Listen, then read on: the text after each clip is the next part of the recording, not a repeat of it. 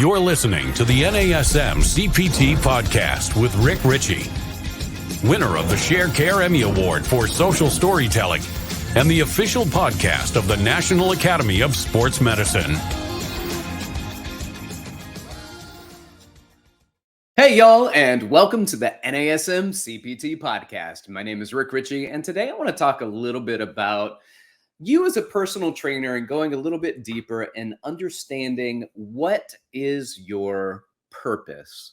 Why are you a personal trainer? What is your why? If you've ever heard or read the book by Simon Sinek, what is your why? Understanding why people do what they do is going to be very important in creating longevity and finding purpose and finding fulfillment. And as you might hear Darlene Marshall say in her podcast, flourishing. Are you flourishing? Well, you can only flourish. You can only find that fulfillment. You can only be where you feel like you're supposed to be when you know your why. So what is your purpose? What is your why? Why are you a personal trainer? And I'm going to say, like, I asked this question a lot to personal trainers when we used to do a lot of the in-person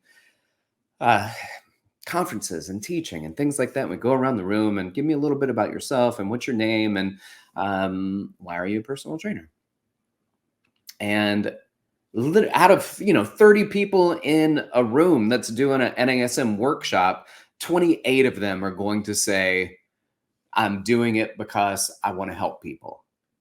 And I can't think of a more purposeful, purpose-driven, fulfillment-providing statement than that you want to help people. You want to provide something to people that will benefit them and make them feel good about themselves and create longevity in their lives and live and function and create these ADLs, the activities of daily living and the functional life and how they can get through it in a more fulfilled and better way. I want to help people with that. And then people are going to tell you their story. And we're going to get to that in a moment.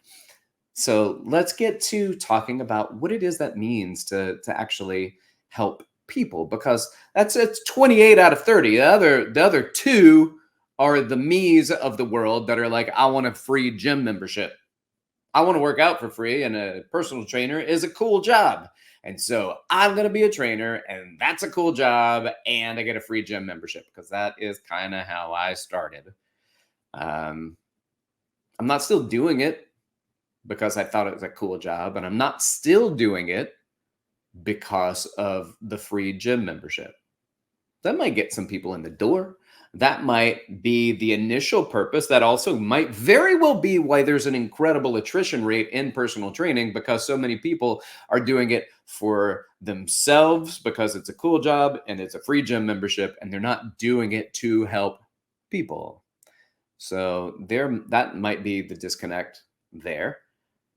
But to truly understand that, know that you're helping people and you're providing life-changing experiences for some people, and you're just providing great workouts for other people, and they appreciate it. By the way, nobody appreciates it more, I think, than people who are ill, people who have chronic illness or sicknesses, and the elderly. And there are a lot of people that will appreciate you for what you do for them.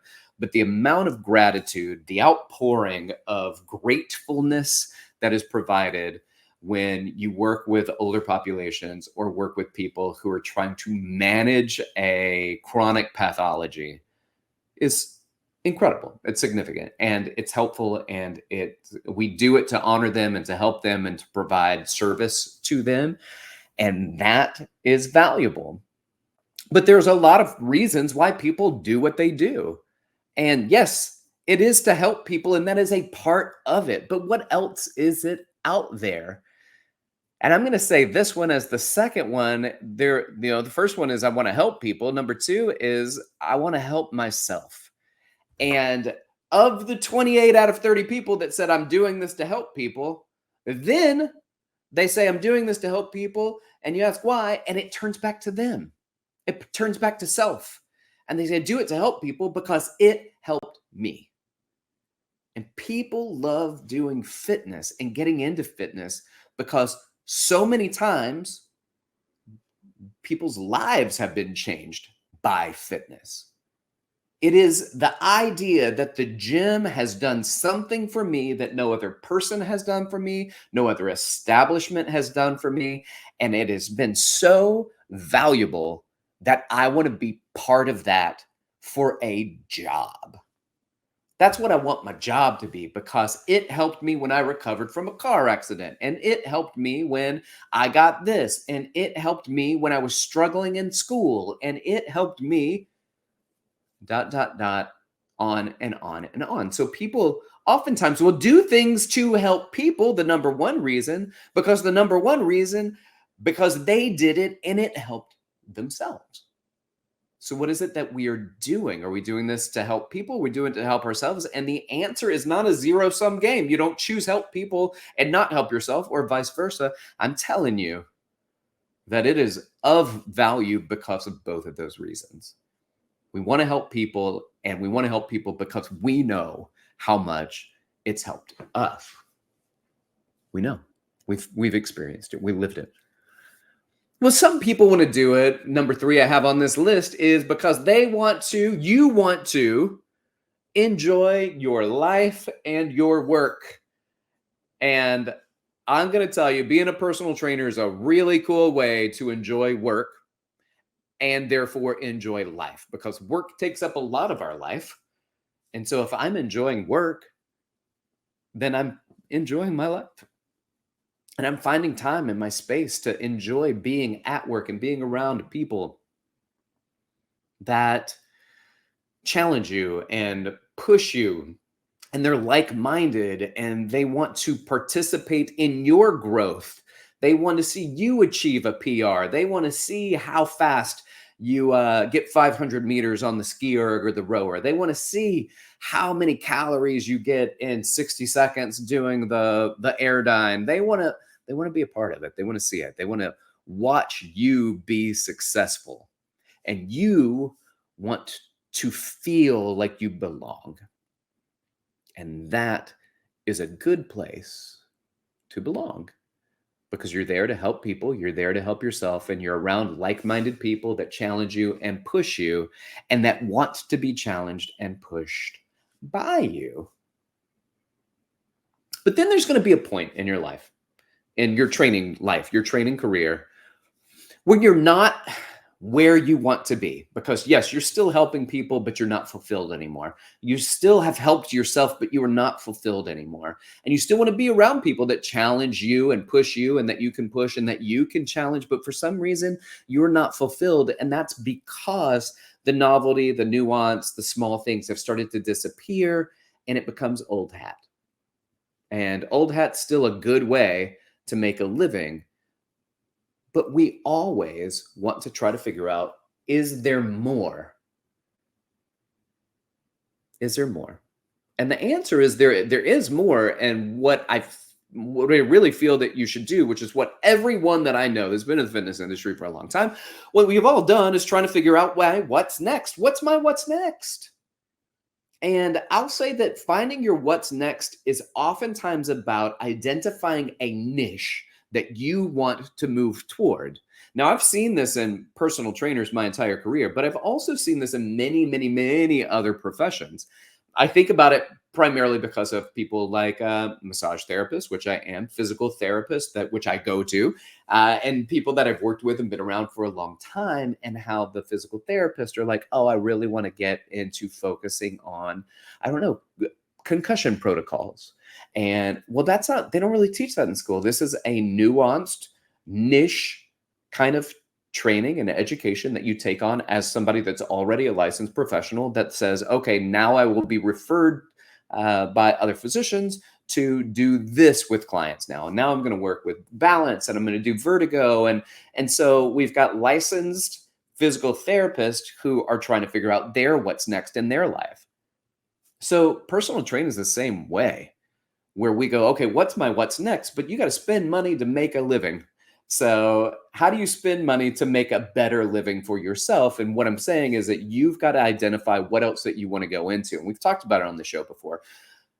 Do you watch people when they do Olympic lifts and be like, man, you know what? I really want to do that. Not only do I want to do that, that I want to teach that because I know how it felt when I see it and I'm doing something new and it's novel and I want to be a part of it, but then I want to teach other people to do it. So then it's new and novel and everybody is feeling amplified.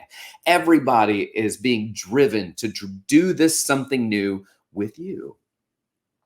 And so that might be Olympic lifting or kettlebell training or like wellness coaching, where we now sit down and have serious conversations about your why and what's your fulfillment and how do you help yourself and how do you find your purpose and where does exercise and movement and physical activity fit in that for you, and what are your roadblocks and what's stopping you from moving forward and reaching your goals, and coaching behavior in order to increase wellness. Because a lot of times you think about it, working out with somebody twice a week, 3 times a week, that might be really good for them. But there are a lot of hours in the week, 168 to be exact. And you work with somebody 3 hours a week, they got 165 hours to throw it on the garbage.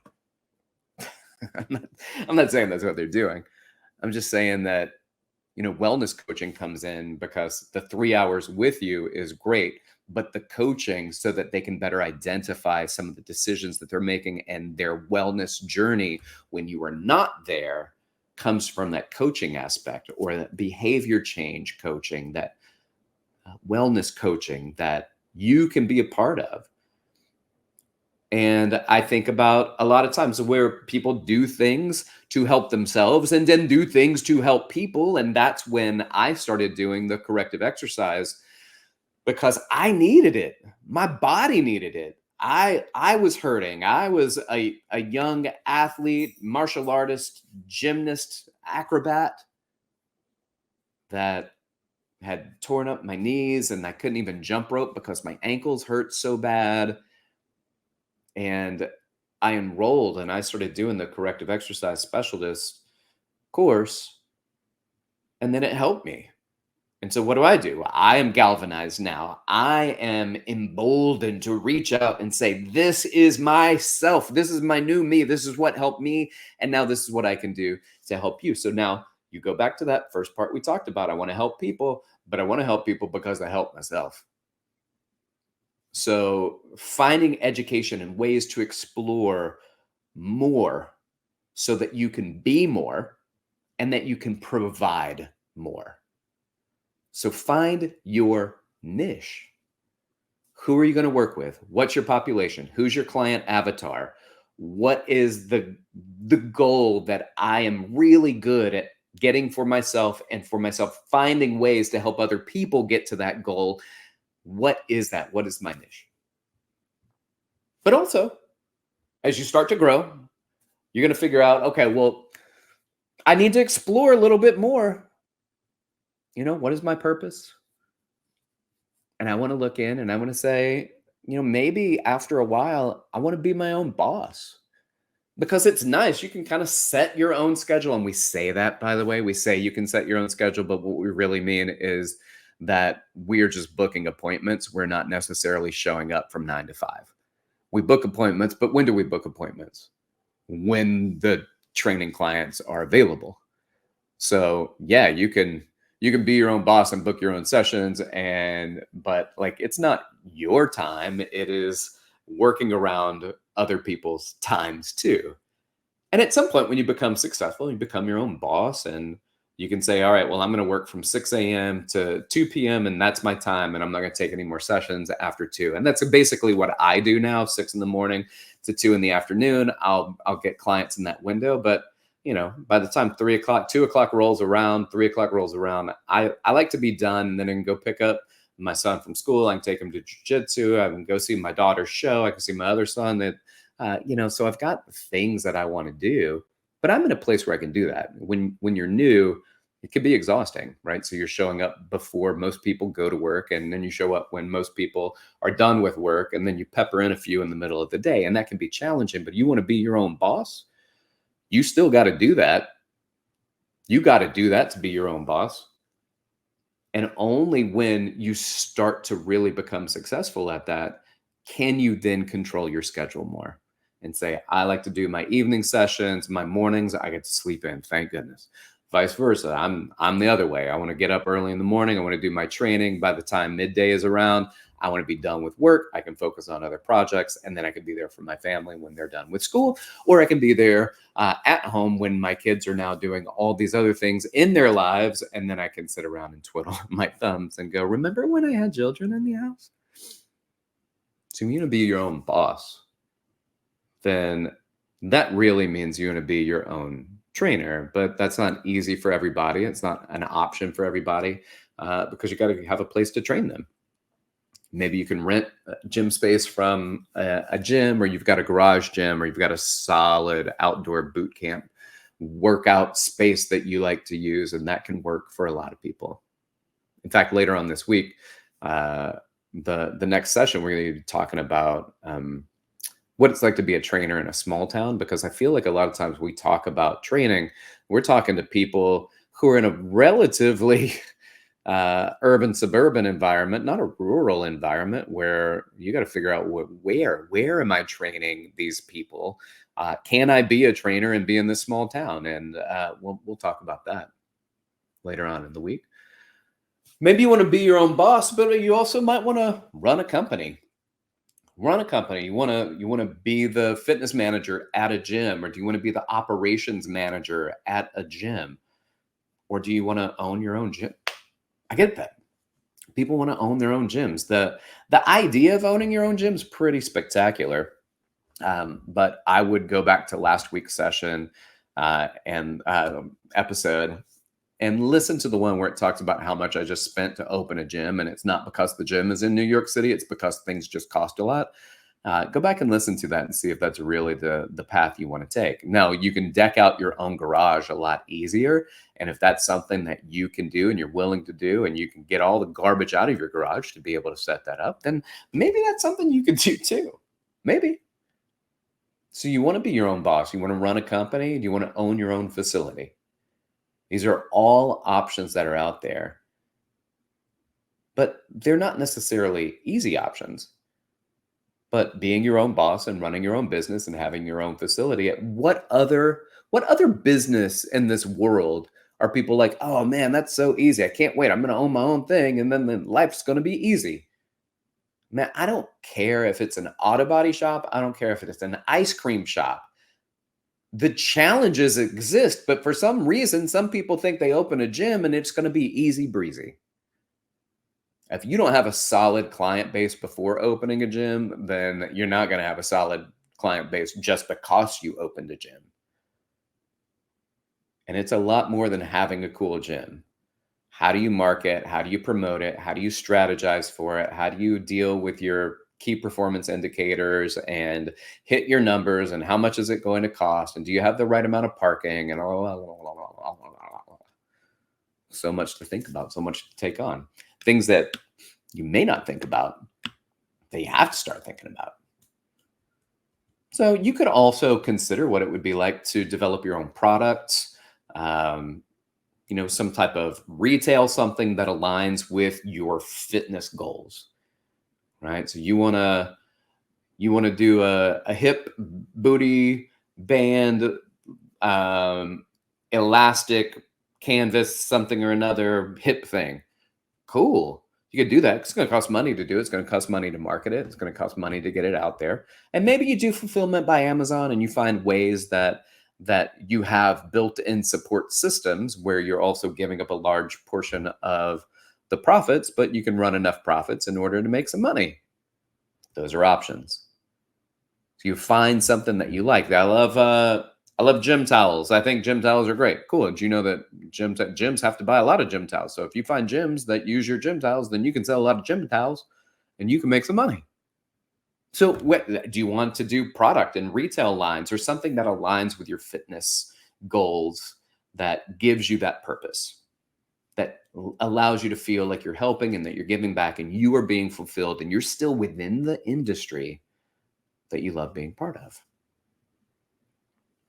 And then I think there's one more thing really to think about, is that you want to give back. You want to give back And this is as an experienced trainer, right? So I want to give back to the younger or less experienced people. And I might be able to do that with these younger, less experienced trainers via mentorships, or you can think about, you got these mentorships, which I think are great. How can I mentor and help people get better at sales, get better at training, get better at programming, just get better so they feel stronger and more grounded in their training and their outcomes.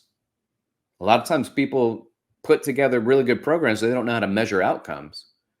They don't put together PR charts, and they don't have fitness assessments and things like that. They might have overhead squat assessment that gets done once and never again.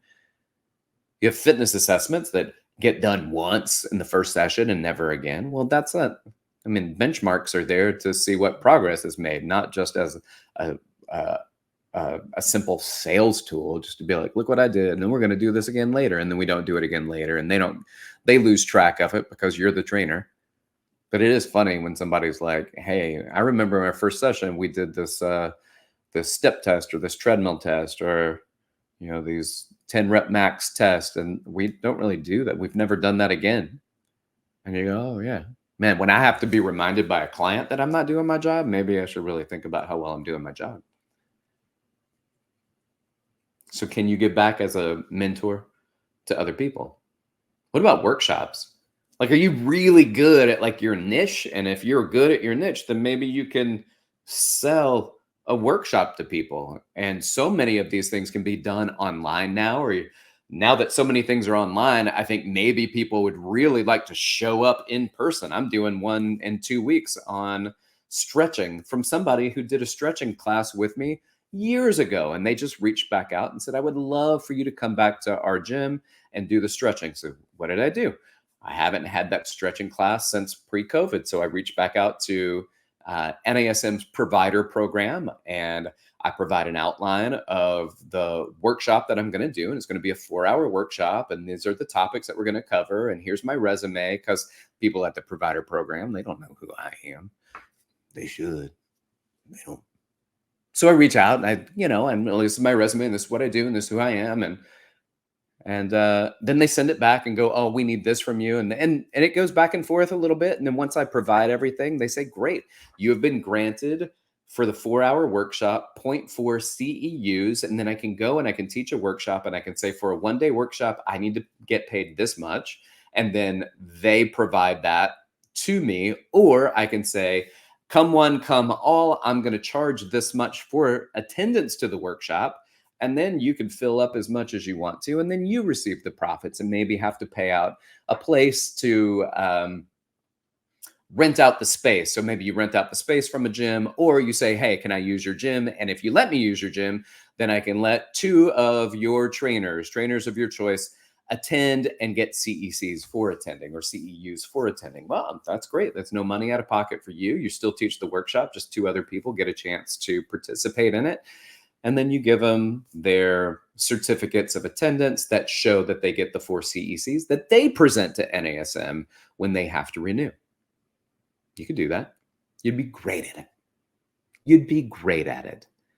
What do you want to teach? Put it together. Go look up, Google it. You can do NASM provider program. And then it'll give you the link, and you can find it. And then you can start developing workshops and get NASM CEUs for your workshops. Do it. I think it's a great idea. What's your purpose? And then your purpose, you say, Rick, I always wanted to be a teacher and a presenter, and I want to teach at conferences. Apply to them. Or go back to school. Really dig in, and then become a teacher in addition to a trainer, because I think being a trainer is still dope. But I understand people go back and they want to teach trainers on a deeper level through exercise science, kinesiology programs, this kind of stuff that you can do at personal training schools or college and university settings, where you are now teaching the new group of people that come in about exercise. Benefits, outcomes, how to implement, how to program, how to provide, how to assess, how to reassess, and you become that person. because you've got to find your purpose. And I hope you do. I hope you have. But the thing is, just because you find your purpose once doesn't mean that it doesn't change and morph, and that you don't flounder a little bit and you don't get discouraged. It doesn't mean that, right? Like, even the most beautiful sky is going to get clouds in it from time to time. Sometimes it's going to rain. Sometimes you're going to move on. People are going to move on. People move on. And there are people like me who stick around for a while, who've been doing it for, I started May 2001. So 22 years now in the fitness industry. I don't think I'm leaving. I think this is the gig. You know what I mean? Like, this is, it's the best way to say it. I guess that I found my purpose. I found mine. And the reason I want to talk about it is because I have found mine, and I'm so fulfilled, and I'm content and delighted and happy that I can do what I do every day. And I want you to feel that way about whatever you're doing. And I'm assuming that if you're listening to this podcast, it has something to do with fitness. So thanks for listening. I appreciate it for being a part of it and being a part of my journey, right? The podcast is part of my purpose as a personal trainer. And I know a lot of people who've done podcasts. My goodness, add podcasts to the list. There's so many podcasts out there. Why not? That's what I'm saying. Why not? So you got something to talk about, just start talking about it, record it, and then upload it. You know what I'm saying? Thank you. Like, subscribe, share with your fitness friends and family. And if you don't mind, go online and give us a 5-star review on whatever platform that you listen to.